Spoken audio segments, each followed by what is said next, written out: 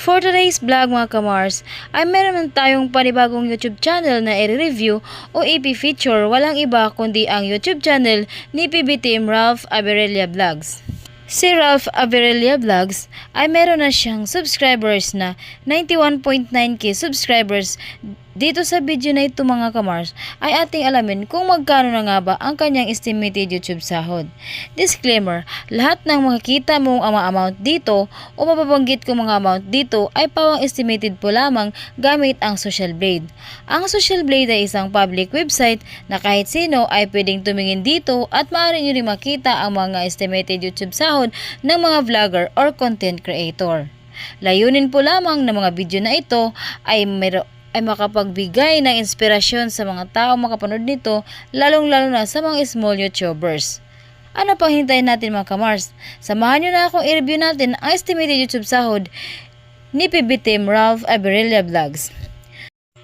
So yun nga mga kamars, andito tayo ngayon sa official YouTube channel ni PB Team Ralph Averilla Vlogs dito sa Social Blade. So meron siyang subscribers na 92,000 at meron siyang 558 videos na upload at umabot na rin ang kanyang video views ng 23 million at ginawa ang kanyang YouTube channel noong October 24, 2019. Total grade C+. Social Blade rank ay pang 362,294. Subscribers rank ay pang 2,302 at ang kanyang video views rank ay pang 923,340. Country rank TBD. Nakakuha siya ng 2,400 subscribers for the last 30 days at nakuha na siyang 2 million video views for the last 30 days. So yun nga mga kamars, andito tayo ngayon sa YouTube Statistics Summary ni PB Team Ralph Averilla Vlogs. Dito natin makikita ang kanyang mga dagdag na subscribers, video views as estimated monthly earnings.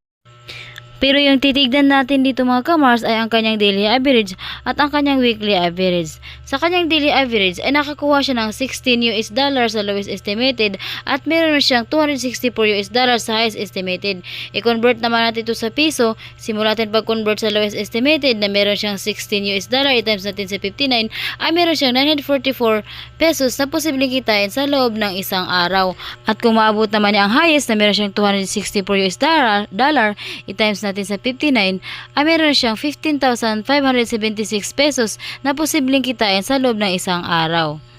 Dito naman tayo ngayon sa kanyang weekly average. Sa kanyang weekly average ay nakuha siya ng $98 sa lowest estimated at meron siyang $1,600 sa highest estimated. I-convert naman natin ito sa piso, 98 times 59 ay meron siyang 5,782,000 na posibleng kitain sa loob ng isang linggo.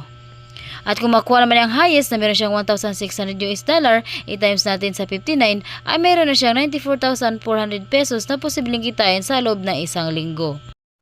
At dito naman tayo ngayon mga kamars sa kanyang estimated monthly earnings. Sa kanyang estimated monthly earnings ay nakakuha siya ng $485 sa lowest estimated at meron siyang $7,900 sa highest estimated. I-convert naman ito sa piso. Simulan natin pag-convert sa lowest estimated na meron siyang $485 i-times natin sa 59 ay meron siyang 29,205 pesos na posibleng kitain sa loob ng isang buwan. At kung makuha naman ang highest na meron siyang 7,900 times 59 ay meron mo siyang 466,100 pesos na posibleng kitain sa loob ng isang buwan. So yun nga mga kamars, maraming salamat po. Hanggang dito na lang ating video. Huwag niyo po sanang kalimutang mag-like, share at subscribe sa munting channel kong ito. Maraming salamat po.